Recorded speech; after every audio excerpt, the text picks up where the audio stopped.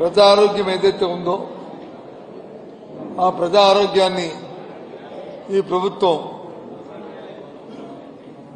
ఆ మొత్తం రాష్ట్రంలో ఉన్న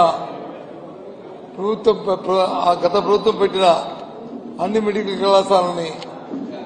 పీపీపీ మోడల్లో ప్రైవేటిజం చేద్దామని ఒక దుర్మార్గమైన ఆలోచనతో ఒక అవినీతికరమైన ఆలోచనతో వారు తీసుకున్న నిర్ణయానికి దానివల్ల ప్రజలు జరుగుతున్న నష్టాన్ని గుర్తెరిగి